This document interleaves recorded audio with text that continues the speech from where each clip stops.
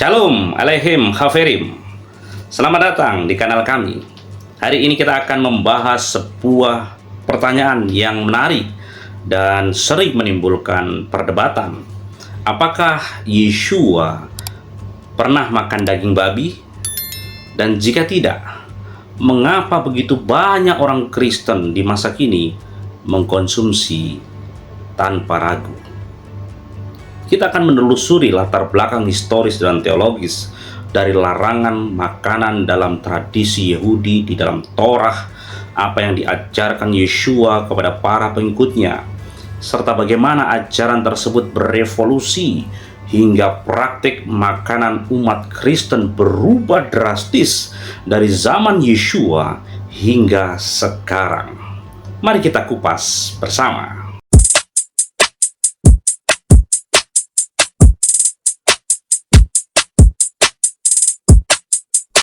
Apakah Yeshua pernah makan daging babi? Jika tidak, mengapa kebanyakan orang Kristen saat ini memakannya? Seharusnya dan selayaknya kita sebagai orang percaya harus tahu dan paham akar sumber iman kita itu dari mana dan bagaimana budayanya. Sebab banyak orang Kristen yang justru tidak tahu bahwa menolak akar iman Ibrani adalah sebuah kesalahan. Ini fenomena yang unik dan benar-benar terjadi hari ini.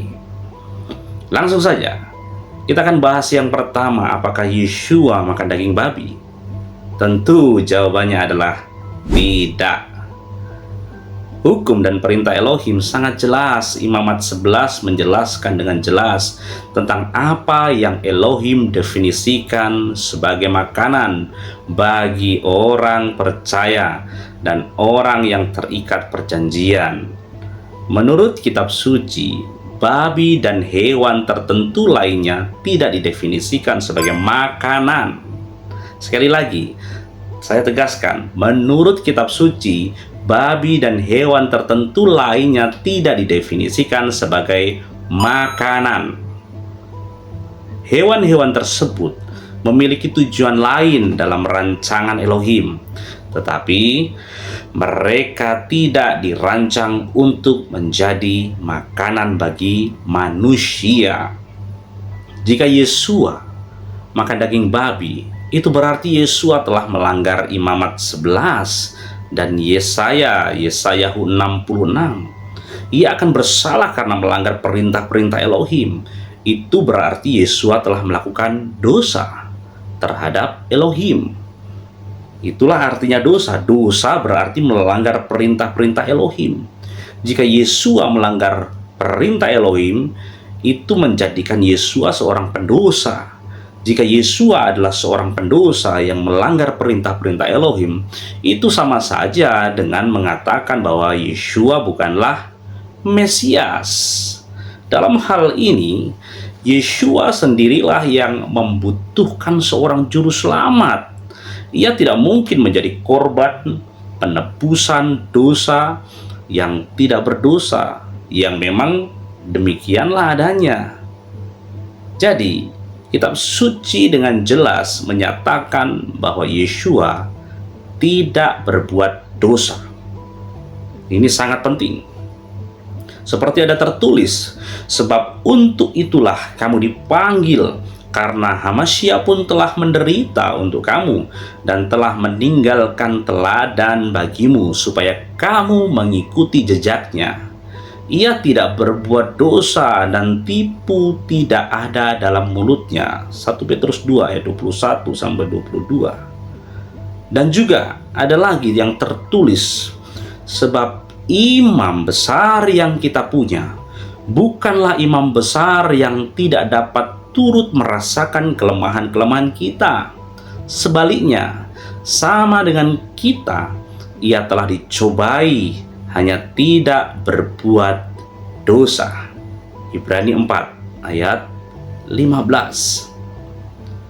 Dan juga seperti ada tertulis, dia yang tidak mengenal dosa telah dibuatnya menjadi dosa karena kita, supaya dalam Dia kita dibenarkan oleh Elohim.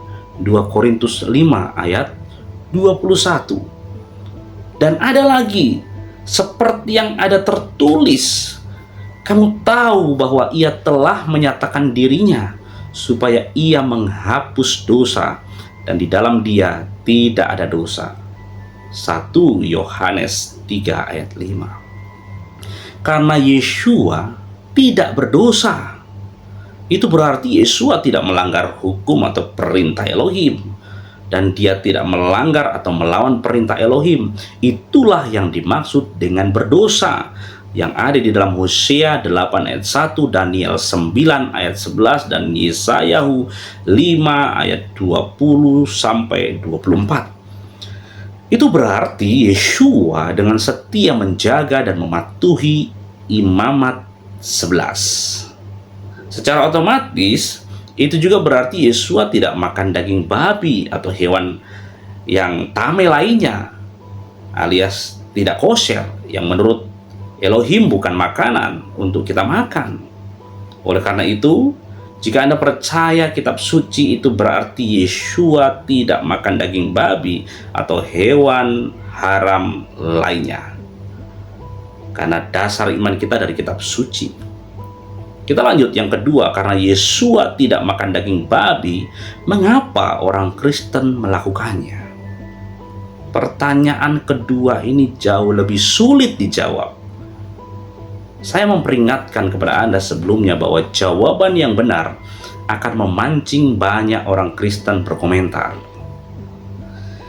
Karena kebenaran akan menyinggung, kebenaran akan menegur banyak orang.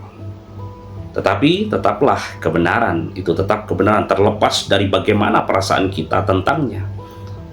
Jadi, jawaban singkatnya adalah alasan orang Kristen modern tidak menaati kitab suci dan mereka makan daging babi dan hewan haram lainnya adalah karena mereka salah membaca dan salah menafsirkan kitab suci. Mereka salah memahami hal-hal tertentu yang tertulis dalam Brit Hadasa, atau yang singkatnya dikenal dengan PB Perjanjian Baru. Mereka mengambil hal-hal tertentu yang ditulis Rabi Saul dan mereka mutarbalikkannya untuk mengatakan hal-hal yang tidak diajarkan Rabi Saul. Misalkan, Rabi Saul mengajarkan bahwa kasih karunia Elohim menyelamatkan kita dan perbuatan ketaatan kita tidak menyelamatkan kita. Oleh karena itu, mereka salah berasumsi bahwa selama kita percaya kepada Yeshua Masiah, kita seharusnya bebas untuk tidak menaati Elohim. Dan kita harus dapat berharap untuk masuk surga karena kita diselamatkan oleh karena kasih karunia, dan bukan diselamatkan oleh perbuatan kita. Ini yang mereka imani. Nah, sekarang orang Kristen telah merangkai potongan-potongan kitab suci yang berbeda untuk membuat doktrin palsu ini tampak masuk akal. Namun, mereka telah menarik kesimpulan yang palsu dengan merangkai berbagai potongan kitab suci bersama-sama, sementara mengabaikan apa yang diajarkan kitab suci lainnya. Kenyataannya, jika Anda melihat kitab suci secara objektif, ketika orang Kristen memakan daging babi dan hewan haram lainnya, mereka melanggar perintah-perintah Elohim di dalam Imamat pasal 11. Mereka mengabaikan ajaran Nabi di dalam Yesaya 66 ayat 17. Mereka melanggar ajaran dan contoh-contoh Mesias Yeshua di dalam Matius 5 ayat 17 sampai 20, Yohanes 12 ayat 48 sampai 50. Mereka juga mengabaikan dan melanggar ajaran para rasul dalam Brit Hadasa, misalkan di dalam 1 Yohanes 2 ayat 3 sampai 6, Wahyu 21 ayat 8. Orang Kristen dengan mudah mengabaikan bahwa Wahyu 21 ayat 8 itu juga merupakan bagian dari perjanjian baru atau Brit Hadasa. Yohanes menulis kata-kata itu hampir 60 tahun setelah Yeshua mati dan bangkit kembali untuk menebus atau menyelamatkan manusia. Yohanes berada di bawah kasih karunia ketika Ruach Kodes Roh Kudus menyebabkan dia menulis kata-kata itu. Meskipun demikian, dia tetap menulis bahwa mereka yang melakukan kekejian akan berada di lautan yang menyala-nyala dengan api dan belerang, yang merupakan kematian kedua. Jadi, melakukan kekejian tetap akan menghukum Anda menurut perjanjian baru, Brit Hadasa. Memakan makanan yang najis adalah kekejian menurut kitab suci di dalam Yesaya 66 ayat 17. Terlepas dari apa yang diajarkan dalam Brit Hadasa atau perjanjian baru dengan benar dalam konteksnya, banyak orang Kristen secara keliru percaya bahwa kasih karunia berarti kita dapat tidak mentaati Elohim dan tetap masuk surga. Tetapi kita mengaku beriman kepada Yeshua HaMashiach. Banyak orang Kristen modern mengabaikan fakta bahwa bagian dari percaya kepada Yeshua HaMashiach itu mengharuskan kita untuk taat kepada Yeshua HaMashiach, bukan malah membangkang.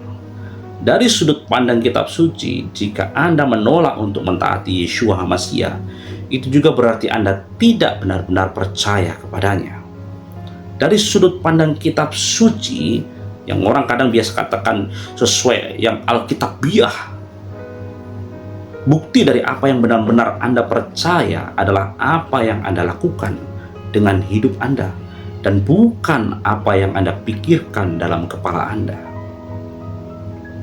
Sebab ada yang seperti tertulis, barang siapa percaya kepada anak, putra, ia beroleh hidup yang kekal. Tapi barang siapa tidak mentaati putra, ia tidak akan melihat hidup, melainkan murka Elohim tetap ada di atasnya. Yohanes 3 ayat 36. Dan ada tertulis, dan setelah ia mencapai kesempurnaannya, ia menjadi pokok keselamatan yang kekal bagi semua orang yang taat kepadanya. Ingat, taat kepadanya. Ibrani 5 ayat 9. Dan lagi ada tertulis, barang siapa mengatakan bahwa ia ada di dalam Dia, ia wajib hidup sama seperti HaMashiach telah hidup. 1 Yohanes 2 ayat 6. Menurut petunjuk yang jelas dari Brit Hadasa atau perjanjian baru, kita harus berjalan dalam segala hal dengan cara yang sama seperti Yeshua berjalan ketika dia berada di bumi ini. Itu berarti bahwa karena Yeshua tidak makan daging babi, kita yang mengaku tinggal di dalam Yeshua juga tidak boleh makan daging babi atau hal-hal yang najis lainnya. Kita harus berjalan dengan cara yang sama seperti Yeshua berjalan.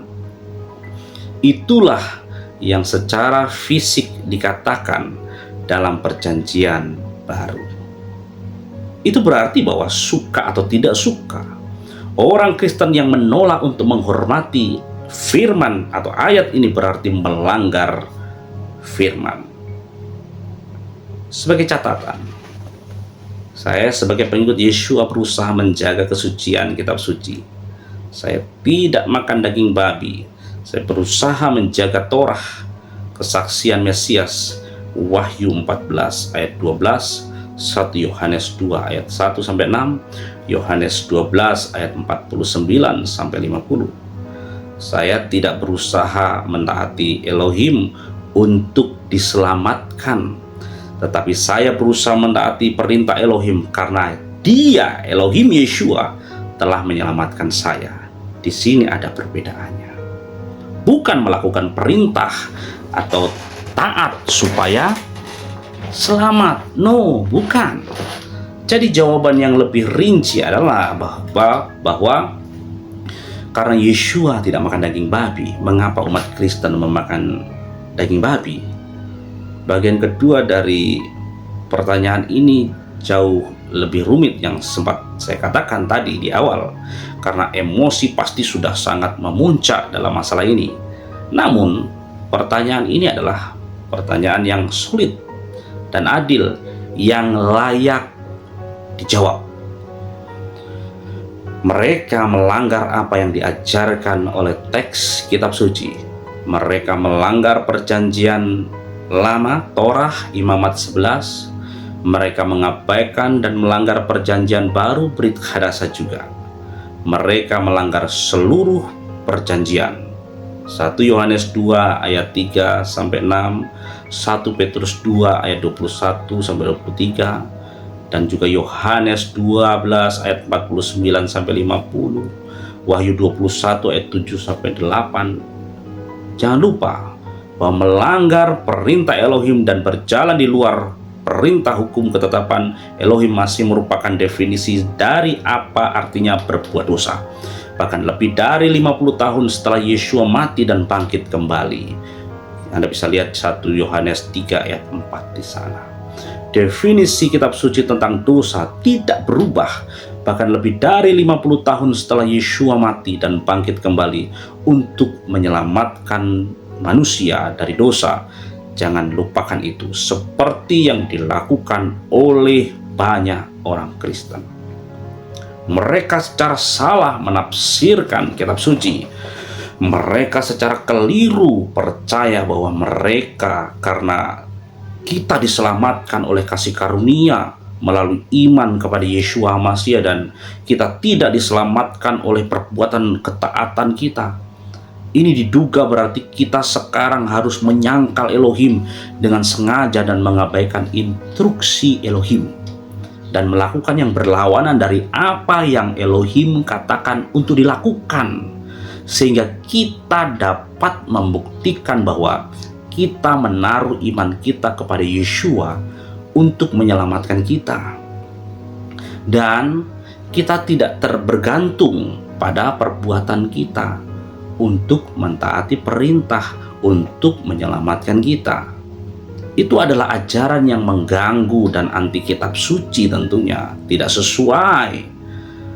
Namun demikian, itulah cara kebanyakan orang Kristen modern diajarkan untuk bertindak saat ini.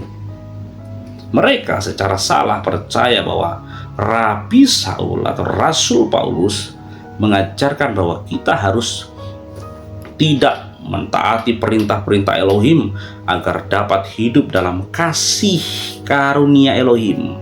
Apa yang sebenarnya diajarkan Rabi Saul adalah kembali kepada apa yang diajarkan Torah, kitab suci yang tertulis tentang keselamatan.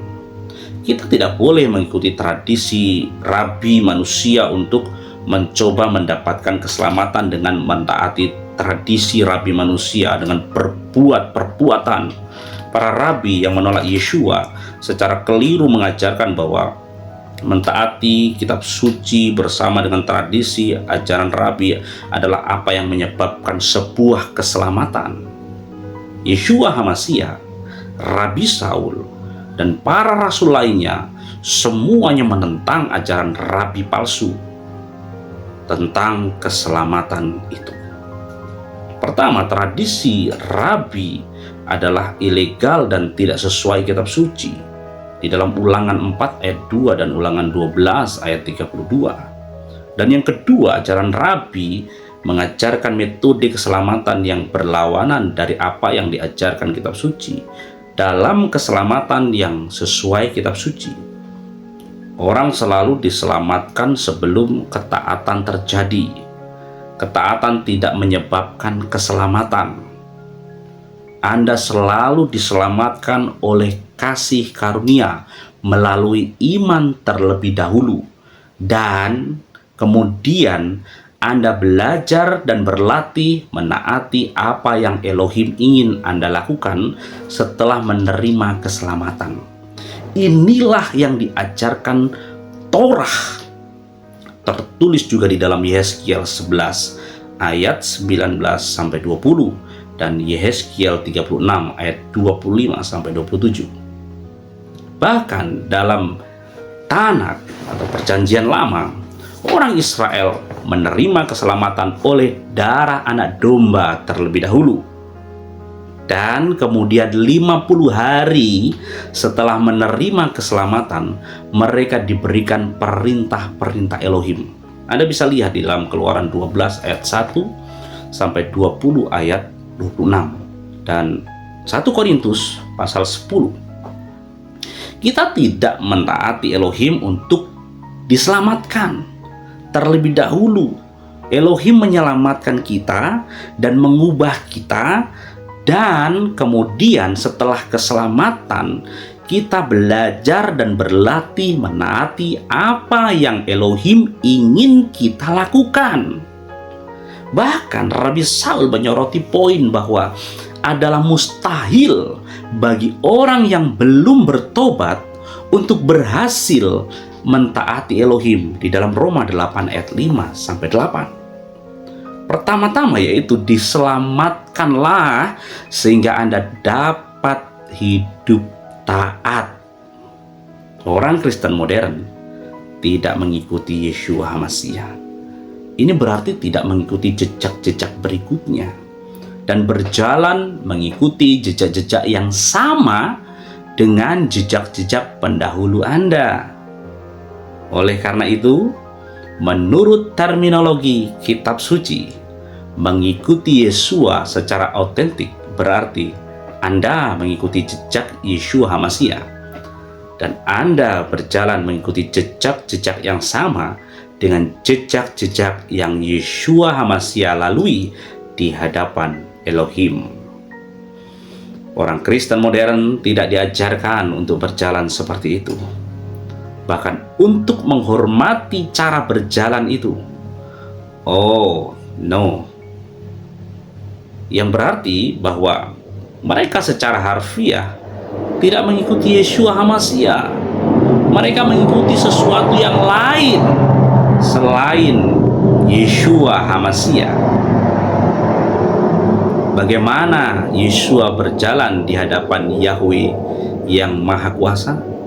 Sikapnya, Mesias memilih dan melakukan apa yang menyenangkan Bapa Yahweh Elohim yang Maha Kuasa di dalam Yohanes 6 ayat 38 dan Yohanes 8 ayat 29. Yeshua mencintai kebenaran dan membenci kejahatan. Di dalam Ibrani 1 ayat 9, hasratnya adalah melakukan kehendak Bapa Yahweh.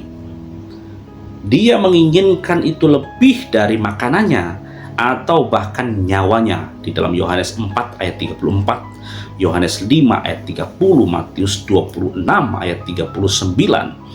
Dia bersemangat untuk bait Elohim. Dia bersemangat untuk membela apa yang seharusnya terjadi di sana, dan dia dengan penuh semangat menerjang apa yang tidak seharusnya terjadi di rumah Elohim, di bait Elohim. Anda bisa melihatnya di dalam Yohanes 2 ayat 12 sampai 17. Lalu bagaimana dengan kita? Dia pun rendah hati di dalam Matius 11 ayat 28 sampai 30, Filipi 2 ayat 5 sampai 8. Dia memiliki belas kasihan bagi yang lemah dan hancur.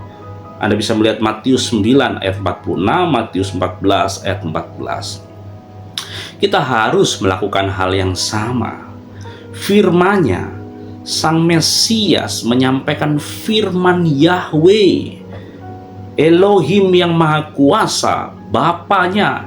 Yohanes 12 ayat 49 sampai 50, bandingkan Yohanes 17 ayat 8, Ulangan 13 ayat 1 sampai 5, Matius 5 ayat 17 sampai 20, Lukas 10 ayat 26. Jadi Yeshua Sang Mesias tidak menyampaikan firman-Nya sendiri, melainkan firman yang diberikan oleh Yahweh Elohim yang Maha Kuasa kepadanya. Demikian pula lah seharusnya kita hidup sebagai orang percaya, sebagai pengikut Yeshua. Kita melihat perbuatannya. Yeshua mematuhi perintah-perintah Elohim. Pertama dan terutama ia tinggal dalam kasih Elohim Yahweh yang Maha Kuasa dengan mematuhi dan mentaati perintah-perintah Bapanya, di dalam Yohanes 15 ayat 10. Itulah sebabnya orang-orang percaya yang taat kepada kitab suci mendefinisikan bukti mengasihi Elohim dan dengan demikian memenuhi perintah agung di dalam Matius 22 ayat 36 sampai 40. Sebagai orang yang mematuhi dan mentaati perintah-perintah Yahweh, karena begitulah Mesias sendiri telah mendefinisikan apa artinya tinggal dalam kasih Elohim. Jika Mesias telah mendefinisikan bahwa bukti tinggal dalam kasih Elohim adalah dengan mentaati perintah-perintah Bapa, maka jika Yesua Sang Mesias benar-benar Elohim kita, guru kita, dan juru selamat kita, kita tidak dapat mendefinisikan ulang apa artinya mengasihi Elohim menjadi sesuatu yang bertentangan dengan apa yang telah didefinisikan oleh Elohim, Tuhan dan guru kita. Bukti bahwa kita bertumbuh dalam kasih kepada Elohim adalah mentaati perintah-perintahnya. 1 Yohanes 5 ayat 1-3, dan bisa bandingkan Yohanes 14 ayat 21, bandingkan Yohanes 15 ayat 14. Oleh karena itu, pada kenyataannya kita tidak dapat memisahkan kasih kepada Yahweh Elohim yang Maha Kuasa dari mentaati perintah-perintahnya. Karena begitulah Mesias mendefinisikan bukti kasih kepada Bapa. Yeshua adalah seorang pendoa. Markus 1 ayat 35. Ia selalu berkomunikasi dengan Bapanya dan sering bangun pagi-pagi untuk berbicara dengan Elohim. Ia menentang tradisi manusia ketika tradisi tersebut melanggar perintah Elohim. Matius 15 ayat 1-9, Markus 7 ayat 1-13. Ia menganggap pelanggaran terhadap hukum Elohim atau perintah Elohim demi mempertahankan tradisi manusia sebagai penyembahan yang sia-sia. Mesias adalah korban terakhir untuk dosa. Dia menyerahkan nyawanya agar kita, makhluk berdosa, akan diubah menjadi orang kudus, orang suci Yahweh yang saleh, dan kita dapat menghabiskan kekekalan hidup sebagai warga kerajaan Elohim bersamanya. Dia menyerahkan nyawanya, korban terakhir, untuk memberikan pengampunan dan pembebasan dari dosa sebagai hadiah cuma-cuma bagi semua orang yang percaya. 1 Yohanes 2 ayat 2. Oleh karena itu, hidup kita juga harus menjadi hidup yang menyangkal diri untuk menegakkan prinsip-prinsip kerajaan Elohim atau kerajaan Shamayim. Ini bukan cara orang Kristen.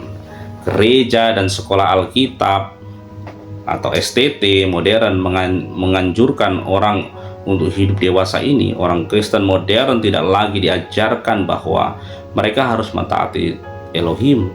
Mereka tidak diajarkan bahwa mereka harus meniru Elohim seperti yang diajarkan kitab suci di dalam Efesus 5 ayat 1. Mereka tidak diajarkan bahwa mereka harus meniru Yeshua HaMashiach atau mencoba berjalan dengan cara yang sama dengan yang Yeshua jalani di dalam 1 Yohanes 2 ayat 3 sampai ayat yang ke-6. Peringatan bagi Anda bahwa ini adalah kenyataan yang menyedihkan. Namun, kebenarannya adalah bahwa kebanyakan orang Kristen modern saat ini diajarkan untuk melakukan yang sebaliknya dari apa yang kitab suci ajarkan kepada orang-orang, karena mereka secara keliru percaya bahwa menaati Elohim dianggap sebagai perbudakan dan bahwa tidak mematuhi Elohim dianggap membuktikan bahwa Anda berjalan dalam kasih karunia Elohim. Ini sangat-sangat mengerikan. Saat ini tidak mematuhi Elohim seharusnya membuktikan bahwa Anda berjalan dalam kasih karunia Elohim. Karena tidak mematuhi Elohim berarti Anda tidak berusaha membangun kebenaran Anda sendiri melalui perbuatan mematuhi apa yang Elohim katakan untuk dilakukan. Oleh karena itu, mereka sekarang telah membangun budaya Kristen modern yang mengajarkan bahwa tidak mematuhi Elohim dan menjalani kehidupan yang berlawanan dengan cara hidup Yeshua sekarang disebut sebagai kebaikan. Karena hal ini seharusnya berarti bahwa Anda menaruh kepercayaan Anda kepada Yeshua HaMashiach dan Anda tidak bergantung pada perbuatan ketaatan Anda sendiri untuk kebenaran dan keselamatan Anda. Seharusnya Anda sekarang membuktikan bahwa Anda berjalan dalam kasih karunia Elohim dengan tidak melakukan apa yang Elohim katakan untuk dilakukan. Karena mentaati Elohim seharusnya berarti bahwa Anda mencoba untuk diselamatkan oleh pekerjaan kebenaran dan bukan diselamatkan oleh kasih karunia. Saat ini tidak meniru cara hidup Yeshua konon membuktikan bahwa Anda berjalan dalam kasih karunia karena ketidaktaatan Anda. Konon membuktikan bahwa Anda tidak berusaha diselamatkan melalui perbuatan ketaatan. Doktrin ini sangat populer. Doktrin ini sangat tersebar luas dan merupakan kekristenan yang palsu. Terlepas dari seberapa populer pendekatan ini adalah doktrin yang palsu. Ini sama sekali bukan kekristenan yang sejati atau yang sesuai dengan kitab suci. Terlepas dari tradisi Kristen modern yang populer, menurut kitab suci bahkan dalam perjanjian baru, menjalani hidup dengan cara ini tidak menjadikan Anda seorang Kristen dalam kasih karunia Elohim. Sebaliknya, menurut kitab suci tertulis dalam perjanjian baru, menjalani hidup dalam kekristenan palsu yang saya jelaskan tadi adalah yang menjadikan Anda seorang pembohong dan bukan seorang Kristen. Saya tidak mengatakannya itulah yang sebenarnya diajarkan kitab suci, karena dasar iman kita semua kepada kitab suci seperti ada tertulis. Dan inilah tandanya bahwa kita mengenal Dia, yaitu jikalau kita menuruti perintah-perintahnya. Barang siapa berkata, "Aku mengenal Dia," tetapi tidak menuruti perintah-perintahnya, ia adalah seorang pendusta, dan di dalamnya tidak ada kebenaran. Tetapi barang siapa menuruti perintahnya, di dalam orang itu sungguh-sungguh sudah sempurna kasih Elohim. Dengan demikianlah kita ketahui bahwa kita ada di dalam Dia. Barang siapa mengatakan bahwa ia ada di dalam Dia, ia wajib hidup sama seperti HaMashiach telah hidup. 1 Yohanes 2 ayat 3-6. Dan juga ada tertulis, inilah kasih, yaitu bahwa kita harus hidup menurut perintah-perintahnya. Dan inilah perintah itu, yaitu supaya kamu hidup di dalamnya sebagaimana telah kamu dengar dari mulanya. 2 Yohanes pasal 6. Perjanjian baru dengan jelas mengajarkan bahwa kita harus meniru Elohim Bapa Samayim, Bapa Surgawi di dalam Efesus 5 ayat 1. Tidak ada cara untuk meniru Elohim Bapa Samayim dengan tidak mematuhi apa yang Elohim ajarkan kepada Anda. Kitab suci juga memberitahu kita bahwa kita harus meniru Yeshua HaMashiach dan berjalan di jalan yang sama dengan yang Yeshua jalani di dalam kitab 1 Yohanes 2 ayat 3 sampai 6 dan 1 Petrus 2 ayat 21 sampai 23. Jadi menurut kitab suci, siapapun yang mengaku mengenal Elohim yang Maha Kuasa dan mengenal Yeshua HaMashiach sebagai Elohim dan Juru Selamat mereka, tetapi menolak untuk belajar dan mempraktikkan cara berjalan yang sama seperti yang Yeshua jalani, adalah seorang pembohong dan bukan seorang Kristen sejati.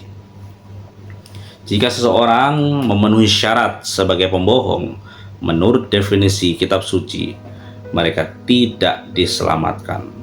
Mereka bukan seorang Kristen. Itu bukan pilihan atau pendapat pribadi saya.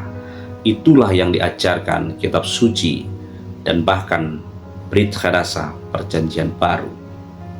Seperti ada tertulis, barang siapa menang, ia akan memperoleh semuanya ini, dan aku akan menjadi Elohimnya, dan ia akan menjadi anakku. Tetapi orang-orang penakut, orang-orang yang tidak percaya, orang-orang keji, orang-orang pembunuh, orang-orang sundal, tukang-tukang sihir, penyembah-penyembah berhala, dan semua pendusta, mereka akan mendapat bagian mereka di dalam lautan yang menyala-nyala oleh api dan belerang. Inilah kematian yang kedua di dalam kitab Wahyu 21 ayat 7 sampai ayat yang ke-8.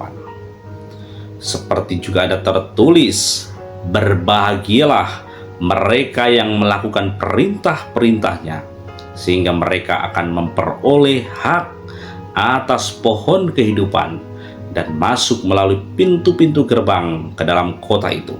Tetapi di luar ada anjing-anjing dan tukang-tukang sihir, orang-orang sundal, pembunuh, penyembah-penyembah berhala, dan setiap orang yang mencintai dusta dan yang melakukannya. Di dalam kitab Wahyu 22 ayat 14 sampai ayat yang ke-15. Fakta, memakan binatang yang haram adalah kekejian sesuai kitab Imamat pasal 11. Yesaya 66 ayat 17, Elohim berkata bahwa Dia akan menghukum orang-orang yang memakan hal-hal yang haram ketika Dia menghakimi bangsa-bangsa di dunia pada hari akhir. Dia akan memperlakukan mereka dengan cara yang sama seperti Dia memperlakukan semua orang berdosa lainnya. Dia tidak akan memperlakukan mereka sebagai orang kudus. Itu Anda bisa membaca di dalam Yesaya 66 ayat 17. Fakta, mengaku mengenal Yeshua HaMashiach, tetapi menolak untuk meniru cara hidup Yeshua di hadapan Elohim ketika Dia berada di bumi, menjadikan Anda seorang pendusta menurut Perjanjian Baru, Yohanes 1 Yohanes 2 ayat 3 sampai 6. Fakta pula, melakukan kekejian dan berbohong merupakan perilaku yang akan menghukum seseorang ke dalam lautan api dan kematian kedua menurut Perjanjian Baru di dalam Wahyu atau Kiliana 21 ayat yang ke-8. Jadi, orang Kristen modern tidak suka mendengar kebenaran ini. Tetapi kebenarannya adalah bahwa Yeshua makan makanan yang secara kitab suci, secara Torah, kosher, dan lebih dari sekedar halal kosher itu. Dia tidak mengikuti tradisi rabi yang diajarkan oleh manusia, tetapi Yeshua memang mengikuti perintah-perintah Elohim yang tertulis dalam kitab suci.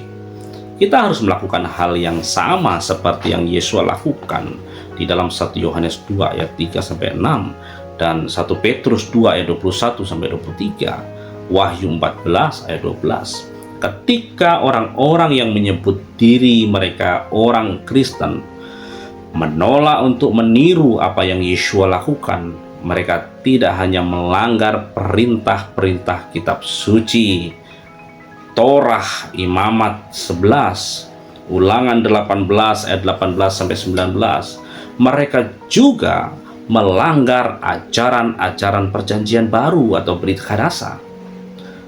Mereka hanya dilatih oleh tradisi dan kemudahan untuk mengabaikan apa yang diajarkan kitab suci atas nama kasih karunia. Ini sangat berbahaya. Jadi, umat Kristen modern mengikuti tradisi keagamaan yang diajarkan oleh Paus Katolik Roma, Dewan Gereja Katolik Roma, dan tradisi para pemimpin agama yang diturunkan oleh para pemimpin agama yang diperlakukan seolah-olah merupakan doktrin dari Tuhan, meski sebenarnya tidaklah demikian.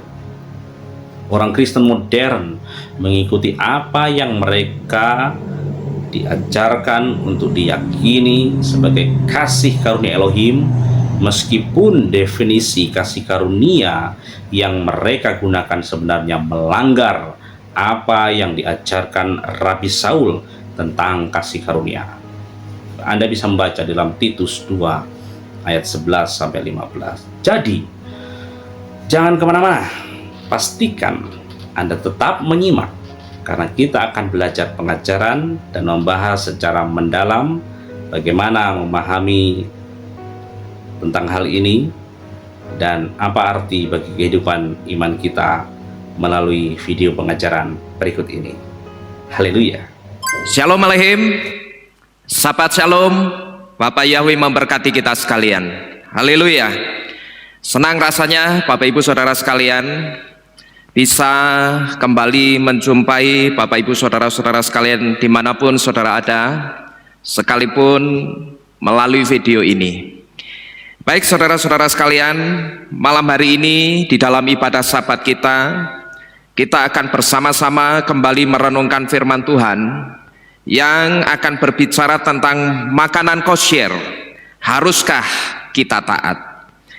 Nah saudara-saudara sekalian, kalau kita perhatikan perjalanan iman percaya kita, sejak kita dibawa Bapak Yahweh masuk ke akar iman kita yang lebih dalam sekarang ini, sedikit demi sedikit kita diajak oleh Bapak Yahweh belajar untuk taat kepada Torah Elohim.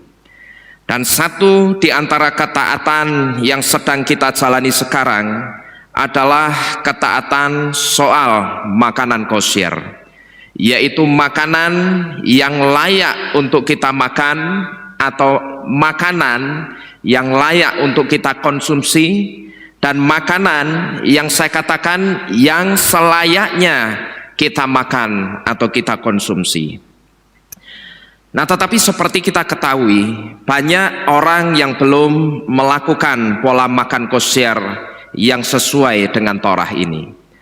Bahkan dari kalangan orang-orang yang juga menyembah Bapa Yahweh, orang-orang yang percaya Yeshua, orang-orang yang sudah mengentenkan imannya ke akar iman yang benar, yaitu ke akar Ibrani, juga masih ada yang pola makannya itu belum mengikuti pola makanan kosher.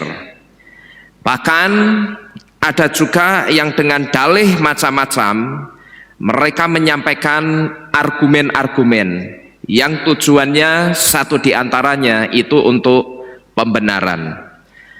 Nah di sini saudara, saya rindu suatu kali kelak ketika kita atau saudara menjumpai pertanyaan dan pernyataan yang seolah-olah itu membenarkan bahwa semua makanan itu boleh dimakan, maka kita sebagai orang yang percaya kepada Bapak Yahweh, dan kita sebagai orang yang sekarang ini sedang belajar untuk taat dan melakukan Torah Bapak Yahweh, kita harus bisa menjawab setiap pertanyaan maupun setiap pernyataan yang dikatakan seolah-olah membenarkan bahwa semua makanan itu boleh dimakan. Tetapi tentu saja saudara, ketika kita menjawab setiap pertanyaan atau pernyataan itu harus dengan dasar firman yang benar, jangan dengan dasar pokoknya, karena pokoknya itu bukan jawaban. Ya, jadi suatu kali kelak saya yakin saudara pasti akan berjumpa dengan orang-orang yang saya katakan tidak pro dengan makanan kosher, tapi makannya masih sembarangan. Dan ketika mereka masih makan sembarangan, mereka tentunya pasti akan menyanggah, atau mereka pasti akan tidak setuju dengan kita yang sudah menjaga pola makanan kosher. Dan ketika mereka tidak setuju, tidak jarang mereka kemudian akan bertanya, entah itu pertanyaannya sifatnya benar-benar bertanya atau pertanyaan yang sifatnya hanya menjebak, atau bahkan mungkin bisa saja mereka terang-terangan mengcounter iman percaya kita atau ketaatan kita soal makanan kosher. Nah, di sini kita harus bisa menjawab saudara. Tapi sekali lagi, tentu saja ketika kita menjawab itu harus dengan dasar firman Tuhan, bukan dengan dasar pokoknya. Nah, malam ini Bapak Ibu Saudara sekalian, saya akan menunjukkan beberapa argumen atau beberapa alasan yang kalau saya perhatikan seringkali argumen ini dipakai oleh orang untuk menolak taat kepada Torah soal makanan kosher. Ya, kita akan coba lihat bersama-sama beberapa argumen yang biasanya sering dipakai orang untuk menolak taat kepada Torah soal makanan kosher ini. Yang pertama saudara, biasanya orang menolak untuk taat kepada Torah soal makanan kosher atau makanan yang layak atau boleh untuk dimakan. Orang menolak untuk taat kepada Torah soal makanan kosher itu karena beranggapan nama Yesua itu kan nama yang penuh dengan kuasa. Nama Yesua itu kan nama yang berkuasa. Kan nama Yesua itu nama yang mampu mentahirkan dan menguduskan semua makanan. Dan aku percaya termasuk makanan yang low kosher atau makanan yang tidak kosher, makanan yang sebetulnya tidak layak untuk dikonsumsi itu, kalau didoakan dalam nama Yesua itu pasti akan sanggup mentahirkan makanan yang low kosher itu, sehingga makanan itu menjadi layak atau boleh untuk dimakan. Sampai di sini saudara, kalau orang itu mengatakan demikian kepada saya mau tanya dua hal.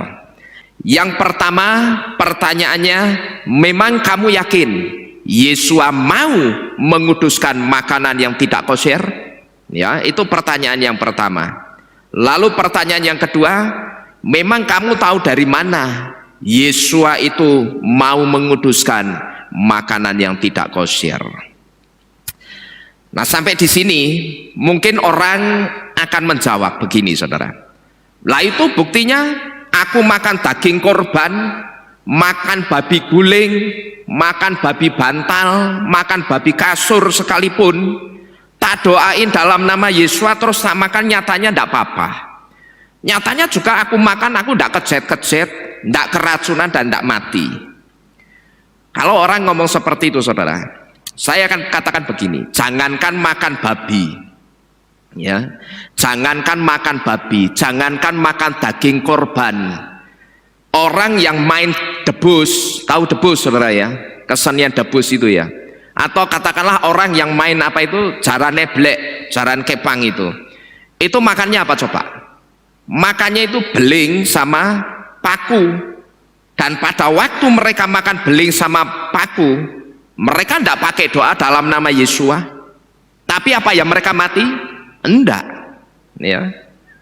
Jadi di sini seharusnya kita ngerti, tidak terjadi apa-apa pada waktu kita makan makanan yang low kosher.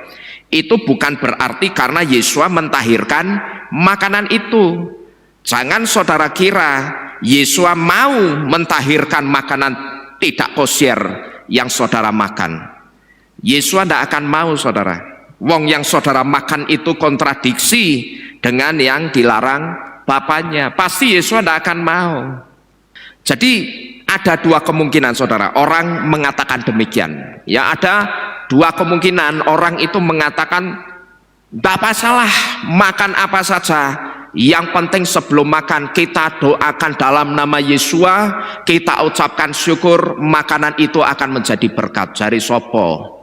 Saya tanya, kamu tahu dari mana? Yesua itu pasti mau mentahirkan makanan yang low kosher yang kamu makan. Jadi jangan asal ngomong. Jadi ada dua kemungkinan, saudara.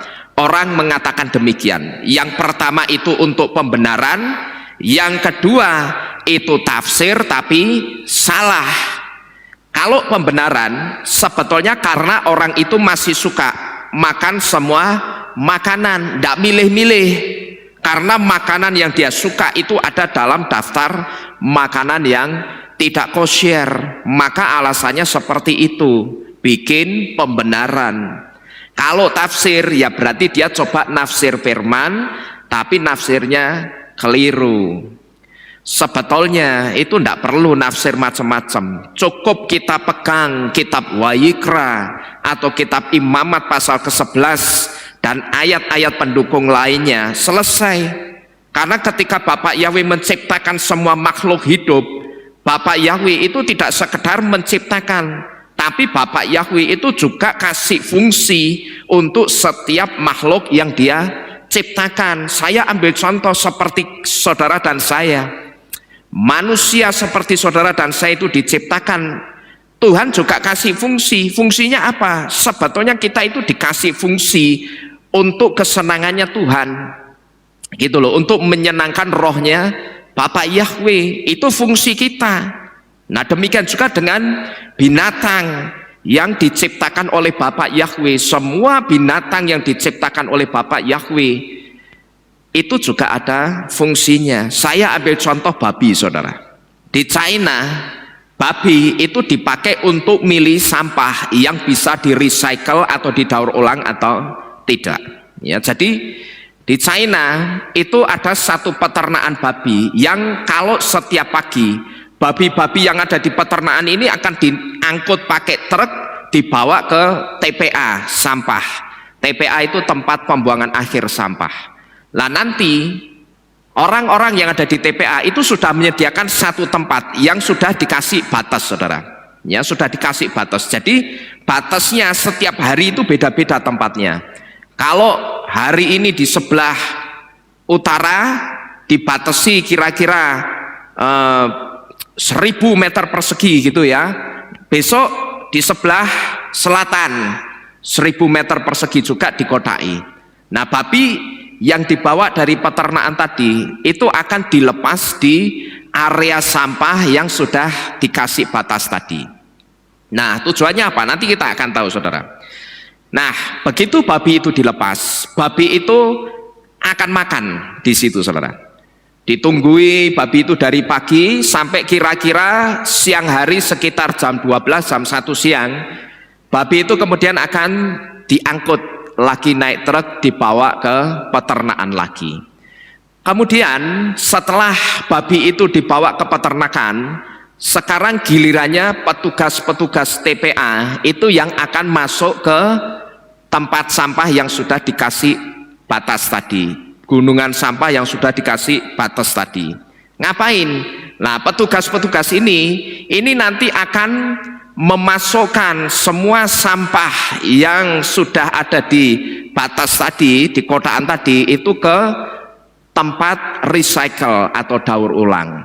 Nah lalu fungsinya babi itu tadi apa? Jadi begini, saudara, ini kalau saya bayangkan itu seperti simbiosis mutualisme. Jadi yang pihak peternakan itu supaya tidak keluar banyak uang untuk kasih makan babinya, maka setiap pagi babinya itu dibawa ke tempat sampah supaya nyari makan dari situ. Nah ini keuntungan dari pihak peternaknya, tapi dari pihak tempat pengelolaan sampah ini mereka diuntungkan apa? Mereka diuntungkan mereka akan lebih mudah memilih barang-barang yang bisa didaur ulang, karena kalau sampai di tempat sampah yang sudah dikotai itu masih ada barang-barang yang tidak dimakan oleh babi, berarti barang-barang itu artinya barang-barang yang pertama tidak bisa dimakan sama babi, dan yang kedua barang-barang itu barang yang kemudian bisa didaur ulang, gitu loh saudara, paham ya? Jadi kan seperti plastik, terus botol kaca, beling, karung itu kan tidak bisa dimakan babi. Nah pada saat babi nemu itu akan ditinggal. Tapi kalau di dalam plastik sampah itu ada roti busuk, ada makanan busuk, sisa makanan, ada mungkin bangkai binatang, atau ada popok yang isinya selenya bayi, itu juga akan didudah-dudah, lalu selenya dijilati, dimakan, bangkainya dimakan, sisa-sisa makanan yang sudah jamur dimakan. Tapi kan plastiknya ini tidak dimakan. Nah plastik, beling, kaca, karung yang tidak dimakan oleh babi ini kemudian dibawa ke tempat recycle atau daur ulang. Jadi petugasnya TPA itu tidak perlu sulit-sulit milih mana memisahkan antara plastik, beling, kaca dengan makanan, karena makanannya sudah dimakan sama babinya tadi. Jadi seperti itu saudara. Nah maka inilah saudara kenapa Bapak Yahweh itu melarang babi itu jangan dimakan, karena Bapak Yahweh itu ngerti sifat dan karakteristik ciptaannya, suka makan sampah dan kotor. Nah masa binatang yang seperti ini kita makan dagingnya? Ya coba saudara renungkan ini saudara. Bapak Yahweh itu ketika menciptakan setiap ciptaannya, dia ngerti sifat dan karakteristik ciptaannya. Wong yang menciptakan siapa tadi? Bapak Yahweh. Jadi pada saat Bapak Yahweh menciptakan babi pun, itu Bapak Yahweh yang ngerti sifat dan karakteristiknya seperti apa si babi itu. Maka inilah kenapa Bapak Yahweh itu melarang supaya babi jangan dimakan, karena babi itu suka makan sampah dan kotor. Jadi coba saudara renungkan ini saudara. Nah tapi kenapa saudara, pertanyaannya kenapa babi itu bisa seperti ini saudara? Ya coba kita lihat lebih dalam kenapa sebetulnya babi itu tidak boleh dimakan. Babi dalam bahasa Ibrani itu ditulis dengan kata hasir.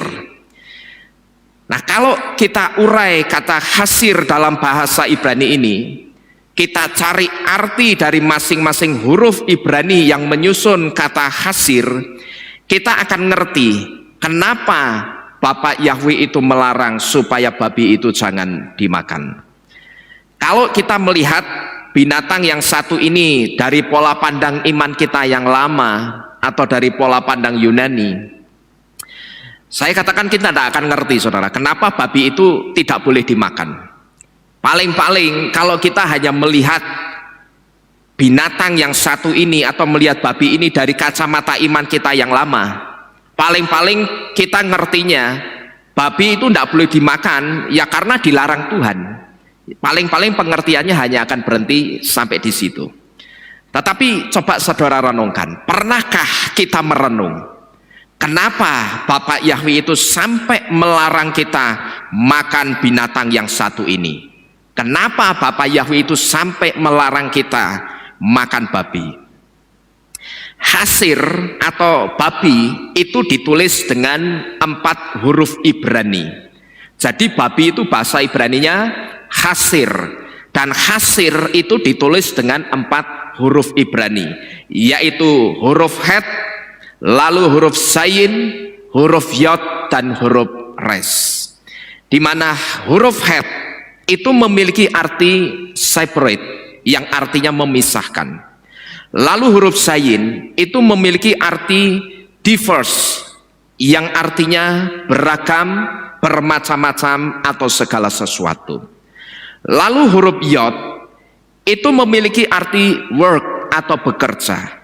dan res memiliki arti poverty yang artinya kemiskinan. Kemiskinan di sini ini berbicara tentang kelas bawah. Nah, jadi saudara, hasir atau babi ini sebetulnya adalah binatang yang bekerja untuk memisahkan barang-barang yang tercampur. Jadi hasir atau babi sebetulnya adalah binatang yang bekerja memisahkan barang-barang yang tercampur. Tapi bagi Bapak Yahweh sebetulnya babi itu hanya diciptakan sebagai binatang kelas bawah, yaitu binatang yang ditempatkan di sektor dalam tanda kutip recycle atau daur ulang dan bukan sebagai daging konsumsi. Jadi ini kenapa babi itu tidak boleh dimakan, saudara. Ya, sekali lagi kalau kita hanya melihat binatang yang satu ini dari pola atau kacamata iman kita yang lama, ya paling-paling kita ngertinya kenapa kita tidak boleh makan babi. Ya karena dilarang Tuhan, paling-paling berhenti sampai di situ. Tapi lebih dalam dari hal ini, saudara, kita diberitahu melalui kata hasir yang artinya babi itu sendiri. Dan ketika huruf-huruf Ibrani yang menyusun kata hasir itu kita urai, kita cari arti-arti dari masing-masing hurufnya, ternyata kita diberitahu bahwa hasir atau babi itu sebetulnya binatang yang bekerja memisahkan barang-barang yang tercampur. Tapi bagi Elohim atau bagi Bapak Yahweh, sebetulnya babi itu hanya binatang kelas bawah, diciptakan sebagai binatang kelas bawah gitu loh saudara, yaitu binatang yang dalam tanda kutip ditempatkan di sektor recycle atau sektor daur ulang, dan dagingnya itu bukan daging konsumsi sebetulnya. Nah, apakah ini suatu kebetulan? Tentu saja tidak. Karena di dalam iman percaya kita itu tidak ada yang namanya kebetulan. Tetapi di dalam iman percaya kita, semua yang berasal dari Bapa Yahweh yang ada di dalam Torah, di dalam daftar Elohim, semuanya adalah kebenaran. Amin. Haleluya. Dan ini terbukti juga saudara, babi itu kotorannya juga di recycle sendiri. Kotorannya babi itu ternyata juga didaur ulang sendiri, artinya beraknya, kotorannya itu juga dimakan sendiri. Loh, tidak percaya, babi itu kotorannya dimakan sendiri loh saudara ya. Ini yang saya sebut dengan babi itu kotorannya di recycle sendiri, dan ini tepat persis dengan arti-arti dari huruf-huruf Ibrani yang menyusun kata hasir itu sendiri ya. Jadi babi itu makan kotorannya sendiri. Saudara tidak percaya? Ya, kalau tidak percaya, saya akan ajak saudara untuk melihat babi itu makan kotorannya sendiri. Ya, saudara yang nonton video ini sambil makan, makannya ditaruh dulu sebentar. Mari kita nikmati video ini dulu.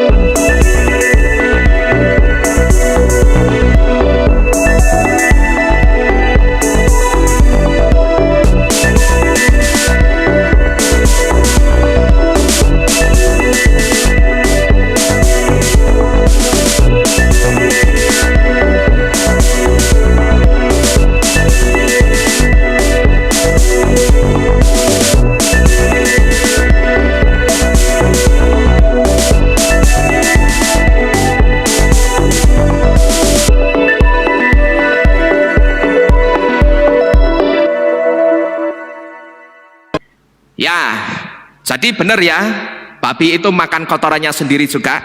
Benar ya, yang ngomong bukan saya, tapi melalui video yang tadi saudara saksikan, kita ngerti babi itu makan kotorannya sendiri. Dan kalau perannya itu di sektor daur ulang, pertanyaannya berarti kotor enggak babi itu saudara? Sangat kotor, enggak cuman kotor tapi sangat kotor. Nah sekarang coba kita renungkan, babi makan segala sesuatu pada saat dia memilah-milah makanan di TPA tadi, itu berarti juga semua bakteri yang ada di barang-barang yang dia makan itu akan masuk kemana? Pertama masuk ke mulutnya, masuk ke perutnya, terus apa? Dan yang pasti bakteri, kuman, penyakit itu akan mengkontaminasi dagingnya babi. Belum lagi kalau periputiumnya babi itu juga sering bocor saudara. Periputium itu apa? Periputium itu semacam kantong pelindung penisnya babi. Nah kalau periputium ini bocor, kencingnya itu akan merembes ke dagingnya babi. Maka kalau kita perhatikan pada waktu beli daging babi, itu daging babi itu baunya apa? Pesing apa wangi? Wangi. Siapa bilang babi itu pesing? Babi itu wangi. Wong babi ya pakai minyak wangi kok. Minyak wanginya merek Uyuh. Ya, jadi minyak wangi Uyuh. Jadi babi itu baunya wangi. Wangi Uyuh alias pesing. Nah inilah kenapa saudara, kenapa Bapak Yahweh itu melarang babi itu jangan dimakan, karena babi itu kotor dan tubuhnya itu penuh dengan bakteri, kuman, penyakit. Nah masa yang seperti ini kita makan? Ya, coba saudara renungkan. Sedangkan firman Tuhan itu sudah memberitahu tubuhmu itu baitnya ruah, baitnya roh. Masa baitnya roh dikasih yang pesing-pesing begini? Ya ndak betah Roh Kudusnya. Jangankan Roh Kudus, kita bertamu ke rumah orang, lalu orang itu anaknya kalau kencing diacar-acar dari belakang sampai depan, di sofa ruang tamu dia kencing, di lantai dia kencing, di meja dia kencing, kan jadinya pesing ruangan itu. Coba kita bertamu ke rumah yang seperti ini, betah enggak kira-kira? Saya yakin enggak betah. Kalau saya enggak betah saudara. Nah kalau Ruach HaKodes, Roh Kudus atau firman Tuhan itu sudah memberitahu bahwa tubuhmu itu baitnya ruah atau baitnya roh, masa yang seperti ini kita makan saudara? Ya, masa Roh Kudus itu kita sambut sama yang pesing-pesing? Ya, jadi saudara yang masih suka makan babi, saudara renungkan ini ya. Kemudian yang berikutnya saudara, biasanya orang menolak untuk taat kepada Torah soal makanan kosher itu karena mempersenjatai diri dengan ayat dari kitab Matius atau kitab Matius pasal ke-15 ayat yang ke-11 yang dikatakan bukan apa yang masuk ke dalam mulut yang menajiskan orang, melainkan apa yang keluar dari mulut itulah yang menajiskan orang. Orang kalau mempersenjatai diri pakai ayat ini sebetulnya ketahuan kalau orang ini sebetulnya tidak paham firman tapi asal nyomot ayat. Ayat ini saudara, ini bukan berbicara soal makanan secara literals, tapi ayat ini sebetulnya berbicara soal kebiasaan sebelum makan. Jadi kalau kita perhatikan ayat ini satu perikop penuh, kita akan ngerti bahwa sebetulnya kasusnya waktu itu Yesua itu kan sedang dicobai gitu loh, didakwa oleh siapa? Oleh ahli-ahli Torah dan orang-orang Farisi. Soal apa? Soal murid-muridnya yang pada waktu itu mereka makan roti tapi mereka ndak cuci tangan dulu. Karena kebiasaan orang-orang Yahudi itu kan kalau mau makan mereka selalu cuci tangan. Nah maka ketika ahli-ahli Torah dan orang-orang Farisi ini melihat murid-murid Yesua tidak cuci tangan, apa yang dilakukan oleh murid-muridnya Yesua ini langsung dijadikan celah oleh ahli Torah dan orang Farisi untuk mendakwa Yesua. Jadi kalau orang nyomot ayat ini untuk pembenaran, ini ketahuan sebetulnya orang itu tidak ngerti ayat, tidak paham firman, tapi asal nyomot ayat. Ya, jadi kasusnya itu latar belakangnya seperti itu, maka dibaca semua, jangan sepotong-sepotong. Kasusnya latar belakangnya itu pada waktu itu Yesua itu sedang dicobai gitu loh, didakwa, dicari-cari kesalahannya sama ahli Taurat dan orang-orang Farisi, karena mereka melihat murid-muridnya Yesua itu katanya mengikuti guru besar mereka. Katanya Yesua itu kan guru besar.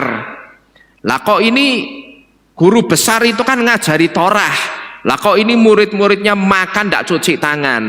Nah, ketika melihat murid-murid Yesua makan tidak cuci tangan, hal itu dijadikan sebagai celah untuk mendakwa Yesua. Nah, tapi karena Yesua itu dipenuhi dengan hikmat, di situ Yesua mengatakan apa? Yang najis itu bukan yang masuk ke dalam mulut, tapi yang keluar dari mulutlah itu yang najis. Artinya mau makan tidak cuci tangan pun itu tidak masalah, ya, malah vitaminnya banyak. Dan ketika Yesua mengatakan yang najis itu yang keluar dari mulut, yang dimaksud itu perbendaharaan atau isi jantung hatinya manusia. Karena dari jantung hati itu bisa muncul pikiran-pikiran jahat, bisa muncul pikiran-pikiran membunuh orang, bisa muncul pikiran-pikiran untuk berzina, mencuri, dan segala bentuk kejahatan lainnya. Coba kita baca kitab Matius pasal ke-15 ayat 18 sampai dengan yang ke-20. Di situ dikatakan, namun apa yang keluar dari mulut ia timbul dari jantung hati, dan itulah yang menajiskan orang. Sebab dari jantung timbul pikiran-pikiran yang jahat, pembunuhan, perzinahan, percabulan, pencurian, kesaksian palsu, penghujatan. Inilah hal-hal yang menajiskan orang. Tetapi makan dengan tangan tak berbasuh atau makan tidak perlu cuci tangan sekalipun tidaklah menajiskan orang, ya. Jadi yang dicomot itu cuman ayat 11-nya, tapi ayat 18 sampai ayat 20-nya disingkirkan. Tujuannya untuk apa? Tidak lain untuk pembenaran. Dan ini berarti juga, saudara, sekalipun makannya makanan kosher, tapi kalau jantung hati dan sikapnya itu jahat sama orang, itu juga percuma. Ya, jadi sekalipun saudara itu berusaha untuk taat kepada Torah, tapi kalau isi jantung hati pikiran saudara itu cuman isinya jahat sama orang, ya, itu juga percuma. Saudara taat makanan kosher itu juga percuma, tidak ada artinya. Karena bagi Bapak Yahweh yang terpenting itu apa? Yang keluar dari jantung hati melalui mulut kita. Jadi sekali lagi, kalau orang memakai ayat ini untuk pembenaran, untuk tidak mau taat kepada Torah soal makanan kosher, itu sebetulnya sedang menunjukkan kalau orang ini tidak ngerti firman, tapi asal comot ayat.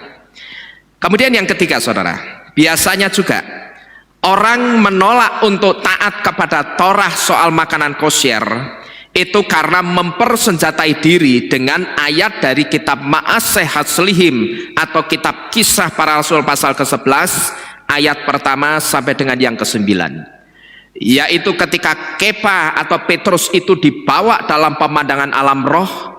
Ketika berdoa, Kepa melihat di situ ada kain lebar yang di atasnya terdapat binatang-binatang, dan pada waktu itu ada suara yang mengatakan, sembelihlah dan makanlah. Saudara, ini juga ayat yang paling getol, paling sering dipakai oleh orang untuk dijadikan sebagai pembenaran. Coba kamu lihat itu, Petrus saja yang rasulnya Yesua itu juga disuruh Tuhan makan dagingnya binatang najis. Coba kamu baca itu Kisah Rasul pasal ke-11. Sekali lagi, ini juga orang yang tidak ngerti firman sebetulnya, tapi cuman asal nyomot ayat. Tujuannya masih sama, tidak lain untuk pembenaran. Ayat yang mengartikan penglihatannya Kepa atau penglihatannya Petrus dibuang, diambil ayat yang bisa membenarkan pendapatnya sendiri.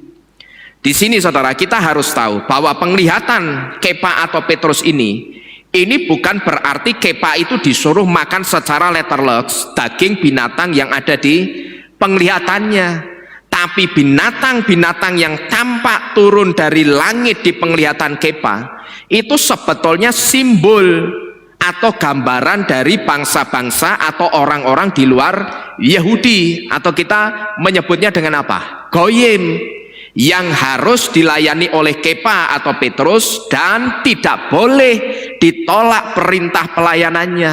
Karena apa? Karena Bapak Yahweh sendiri yang memerintahkan Kepa atau Petrus untuk melayani mereka. Coba saudara perhatikan, ada benang merah sebetulnya itu di pasal ke-10 ayat 11 sampai dengan yang ke-15, dan benang merahnya itu berkaitan dengan ayat 19 sampai 20 di pasal yang ke-10. Coba kita baca ya. Ma'aseh Haslihim pasal ke-10 ayat yang ke-11 sampai dengan yang ke-15 dan 19 sampai dengan yang ke-20. Di situ dikatakan, dan dia melihat langit yang terbuka dan sebuah wadah seperti kain lebar yang terikat pada keempat sudutnya yang turun kepadanya dan dibiarkan turun ke atas tanah. Di dalamnya terdapat segala macam binatang berkaki empat dari darat dan binatang-binatang buas dan binatang-binatang merayap dan burung-burung di udara.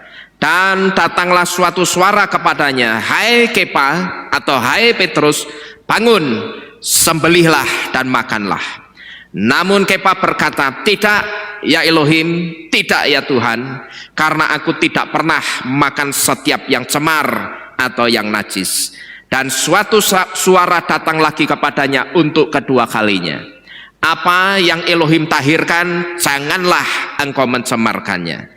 Lalu kita lihat ayat 19 sampai 20, di situ dikatakan, dan sementara Kepa atau Petrus sedang merenung tentang penglihatan itu, Roh berkata kepadanya, lihatlah ada 3 orang yang sedang mencarimu. Namun setelah bangun, turunlah dan pergilah bersama mereka dengan tidak ragu-ragu, sebab aku telah mengutus mereka. Ya, jadi ini maksud Kepa disuruh makan binatang-binatang yang ada di penglihatannya, bukan makan secara letterless. Jelas tidak mungkin, wong Bapak Yahweh yang bikin aturan makanan kosher, masa Bapak Yahweh nyugui binatang tidak kosher ke Petrus? Kira-kira ketemu tidak saudara? Tidak akan ketemu, jelas tidak mungkin. Tapi makanlah yang dimaksud di sini itu dalam artian disuruh melayani, gitu loh saudara. Nah, kalau saudara belum paham dengan ayat ini, saya akan coba menerjemahkan ayat ini dengan sebuah ilustrasi saudara. Kira-kira ilustrasinya begini saudara. Katakanlah ada seseorang yang datang kepada saya, lalu orang itu bertanya begini, Pak Dino, mohon maaf, saya mau tanya, kalau boleh saya tahu orang-orang yang dilayani Pak Nino itu dari kalangan mana saja ya? Apa hanya dari kalangan Kristen, Pak? Nah, karena saya merasa saya tidak hanya melayani Tuhan untuk kalangan kekristenan, tapi semua orang dari semua iman percaya dan kalangan itu saya layani, maka saya akan mengatakan kepada orang ini begini saudara, oh tidak, saya tidak hanya melayani orang-orang dari kalangan Kristen saja, tapi semua orang dari semua iman percaya. Pokok siapa saja yang mau mendengar kebenaran, saya akan makan itu, ya, saya akan layani. Saya pokok akan makan semua orang dari semua iman percaya. Nah, Tapi pertanyaannya, apakah saat saya mengatakan semua orang dari semua iman percaya itu saya makan, apakah itu artinya saya kanibal? Tentu saja tidak. Tapi maksud dari saya makan di sini itu artinya saya tidak tebang pilih, tidak milih-milih gitu loh saudara. Semua orang saya layani dengan sukacita.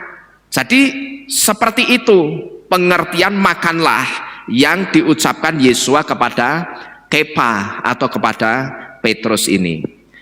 Nah, tetapi pertanyaannya sekarang saudara, kenapa bangsa-bangsa di luar Yahudi itu disimbolkan dengan binatang-binatang yang najis oleh Bapak Yahweh? Orang-orang di luar bangsa Yahudi disimbolkan dengan binatang-binatang yang najis oleh Bapak Yahweh itu karena bagi Bapak Yahweh, bangsa-bangsa di luar bangsa Israel atau bangsa Yahudi adalah bangsa yang najis, bangsa yang suka menajiskan dirinya dengan menyembah berhala, dan bangsa yang suka memakan semua makanan. Nah, semua binatang yang tampak di penglihatan Kepa itulah makanannya bangsa Goyim, karena binatang-binatang itu simbolnya orang Goyim atau simbolnya orang-orang di luar Yahudi. Jadi Petrus itu tidak disuruh makan secara letterleks binatang-binatang yang ada di penglihatannya, karena binatang-binatang itu simbol dari orang-orang di luar Yahudi yang harus dilayani siapa? Petrus atau Kepa. Nah, jadi seperti itu saudara yang dimaksud dengan penglihatannya Kepa atau Petrus ketika dia dibawa dalam pemandangan alam roh, dan di situ dia melihat ada satu kain yang terbentang lebar, dan di atas kain itu, di atasnya terdapat binatang-binatang buas dan binatang-binatang yang najis. Lalu pada saat yang bersamaan ada suara, "Hai Kepa, hai Petrus, bangunlah, sembelihlah dan makanlah." Jadi artinya sembelihlah dan makanlah itu artinya orang-orang yang disimbolkan dengan binatang-binatang najis ini, yang adalah orang-orang di luar orang Yahudi, itu disuruh Bapak Yahweh untuk dilayani oleh Kepa atau dilayani oleh Petrus. Cuman pertanyaannya, kenapa sampai terjadi kasus seperti ini? Istilahnya begini, kenapa untuk melayani orang saja atau untuk melayani orang Goyim yang bukan orang Yahudi saja, Petrus itu mesti dibawa dalam pemandangan alam roh dulu saudara.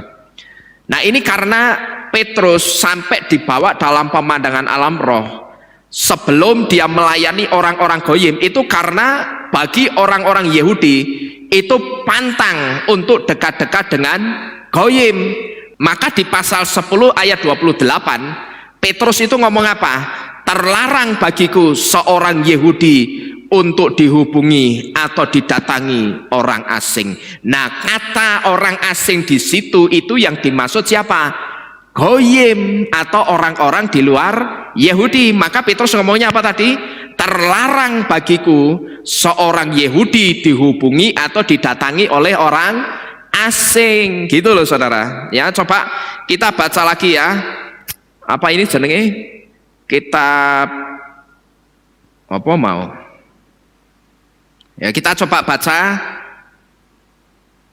Kisah Para Rasul 10 ayat yang ke-28-nya. Jadi langsung turun ayat 28-nya. Di situ dikatakan, dan dia atau Petrus berkata kepada mereka, "Kamu tahu betapa terlarang bagi seorang Yahudi untuk dihubungi atau didatangi oleh orang asing. Tetapi Elohim telah menunjukkan kepadaku agar tidak menyebut seseorang siapapun cemar atau najis." Ya, jadi ini latar belakang kenapa Petrus itu dibawa melihat pemandangan ada binatang-binatang yang turun dari langit dan disuruh nyembelih. Lalu disuruh apa? Makan. Bukan disuruh makan secara letterleks, tapi disuruh melayani saudara. Paham saudara ya? Jadi Ini yang dimaksud dengan kata-kata Tuhan ketika mendatangi Petrus lewat pemandangan alam roh. Dan waktu itu Tuhan katakan apa? Bangun, sembelihlah dan makanlah. Jadi makanlah di sini artinya bukan disuruh makan binatang-binatang yang najis ini secara literal, tapi disuruh melayani mereka. Ya, paham saudara ya? Ya, jadi ini yang ketiga, argumen yang biasanya dipakai oleh orang untuk menolak taat kepada Torah soal makanan kosher. Kemudian yang berikutnya, biasanya orang menolak untuk taat kepada Torah soal makanan kosher itu karena beranggapan soal makanan itu tidak menyangkut soal keselamatan. Ya, jadi ada alasan lagi untuk orang itu tidak mau taat Torah soal makanan kosher. Mereka mengatakan apa? Soal makanan itu tidak nyangkut soal keselamatan. Kalau orang itu mengatakan demikian, saya katakan boleh-boleh saja. Orang beranggapan demikian. Tapi ingat, ya, coba ingat baik-baik kisahnya Adam dan Hawa. Adam dan Hawa dulu jatuhnya juga dari mana? Juga dari makanan loh. Betul saudara ya? Karena apa? Karena memakan buah dari Etz Hada'at Tov Wara, atau memakan buah dari pohon pengetahuan baik dan yang jahat. Dan ketika mereka jatuh dalam dosa, mereka tidak hanya kehilangan kemuliaan Elohim, tapi kejatuhan mereka membuat semua umat manusia itu jadi ikut kehilangan keselamatan. Kalau kita renungkan saudara, begitu fatal akibat dari kejatuhan seseorang yang bernama Adam dan Hawa itu. Yang jatuh dua orang ini, tapi yang kena akibatnya berapa orang? Seluruh dunia ini kena akibatnya. Semua manusia yang ada di muka bumi pada waktu itu jadi ikut kehilangan keselamatannya. Sehingga jatah tempat tinggal manusia yang seharusnya di taman yang diciptakan Bapa Yahweh di sebelah timurnya Eden, harusnya itu jatah tempat tinggalnya itu sudah dibikinkan di taman yang ada di sebelah timurnya Eden. Sekarang tempat tinggalnya itu harus pindah kemana saudara? Ke api neraka. Gara-gara apa? Gara-gara dosanya dua orang ini. Tapi karena kemurahan Bapa Yahweh, saat ini saudara dan saya kita kembali diselamatkan melalui kematian Yesua. Karena ketika Yesua itu mati, sebetulnya waktu itu Yesua itu sedang masuk ke dalam jurang kebinasaan.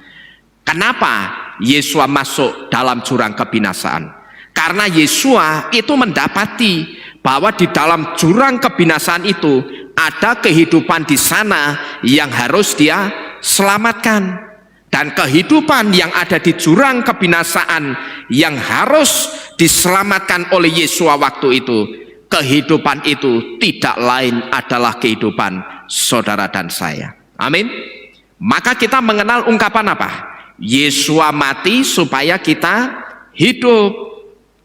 Jadi saudara-saudara sekalian, kalau ada orang yang mengatakan soal makanan itu tidak menyangkut soal keselamatan, boleh-boleh saja. Tapi Anda harus ingat, Adam dan Hawa itu dulu jatuhnya juga dipicu soal apa? Makanan, ya. Nah, lalu sebetulnya apa yang membuat Adam dan Hawa kehilangan kemuliaan Elohim? Apakah yang membuat Adam dan Hawa itu karena buah pengetahuan baik dan jahatnya? Saya katakan bukan. Yang membuat Adam dan Hawa kehilangan kemuliaan Elohim dan keselamatannya sehingga membuat mereka jadi rentan terhadap dosa, itu karena mereka tidak taat dengan perintah Elohim. Kan Bapak Yahweh sudah ngomong, semua buah dari pohon yang ada di taman ini buahnya boleh kamu makan, terkecuali satu buah dari pohon yang ada di tengah-tengah taman ini. Kamu tidak boleh memakannya. Tapi rupanya Adam dan Hawa lebih mendengar omongannya siapa? Omongannya Bapak Yahweh atau omongannya nahas?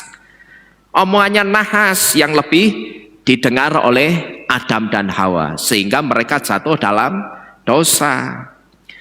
Nah, pertanyaannya sekarang, akankah keselamatan yang sudah kita terima melalui kematian Yesua akan kita hilangkan lagi melalui ketidaktaatan kita? Ya, tadi saya sudah memberitahu kepada saudara, Yesua itu sampai mau mati demi jiwa kita. Yesua itu sampai mau masuk dalam jurang kebinasaan karena dia melihat di dalam jurang kebinasaan itu ada kehidupan yang harus aku selamatkan, dan kehidupan yang harus Yesus selamatkan dari jurang kebinasaan itu tidak lain adalah kehidupan saudara dan saya. Pertanyaannya sekarang, coba saudara jawab dan saudara renungkan, akankah keselamatan yang sudah kita terima melalui kematian Yesus ini akan kita hilangkan lagi melalui ketidaktaatan kita? Pilihan saudara ada di tangan saudara dan saya. Cuman kalau saya tidak mau saudara, ya, karena apa? Yang pertama, saya melihat pengorbanan Yesus buat saya itu tidak bisa tergantikan oleh apapun. Itu yang pertama. Yang kedua, selain keselamatan yang akan saya terima ketika saya taat Torah soal makanan kosher, ketaatan itu juga baik untuk tubuh dan kesehatan saya. Ya, maka kalau saya ditanya apakah atau akankah keselamatan yang sudah kita terima melalui kematian Yesus ini akan kita hilangkan lagi melalui ketidaktaatan kita? Oh, kalau saya, sorry, saya tidak mau. Ya, pilihan ada di tangan saudara dan saya. Cuman kalau saya tidak mau, karena selain keselamatan yang akan saya terima ketika saya taat Torah soal makanan kosher, ketaatan saya percaya itu juga baik untuk tubuh dan kesehatan saya. Jadi kalau saya ditanya haruskah kita makan makanan yang kosher sesuai perintah Bapak Yahweh, saya katakan harus. Karena ketaatan kita dalam segala hal termasuk kepada makanan kosher itu tidak hanya menyelamatkan tubuh kita, tapi ketaatan kita dalam segala hal termasuk kita taat soal makanan kosher itu juga akan menyelamatkan jiwa roh kita kelak ketika Yesua datang nanti. Amin. Ya, jadi saudara mau selamat, taatlah supaya saudara dan saya masuk dalam barisan orang-orang yang diselamatkan. Tapi kalau saudara tidak mau taat, ya monggo, go ahead, silahkan. Karena sekali lagi Bapak Yahweh itu Tuhan yang tidak pernah memaksa umatnya. Sekalipun dia tahu umatku manusia itu aku yang menciptakan dan sesungguhnya aku sangat mengasihi umat manusia ciptaanku. Tetapi kalau aku berikan kepada mereka tiket keselamatan satu persatu dan mereka menolak, it's okay, tidak jadi masalah. Aku akan berikan tiket keselamatan ini kepada yang mau menerima. Itu loh saudara. Ya, jadi tidak masalah kalau saudara tidak mau taat kepada Torah soal makanan kosher satu diantaranya, ya tidak masalah. Tetapi saudara harus mau menerima konsekuensinya juga.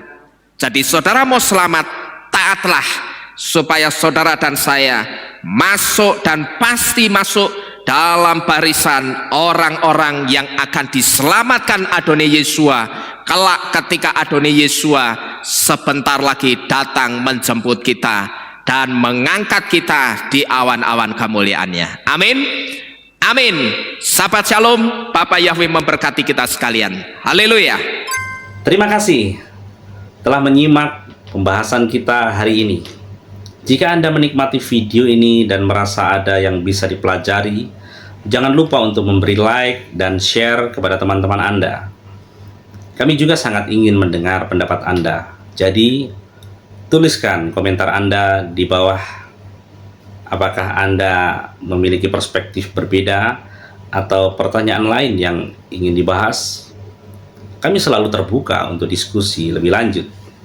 Pastikan Anda sudah subscribe dan aktifkan lonceng notifikasi agar Anda tidak ketinggalan video-video terbaru dari kami, di mana kita akan terus membahas topik-topik menarik seputar iman, teologi, dan kehidupan sehari-hari.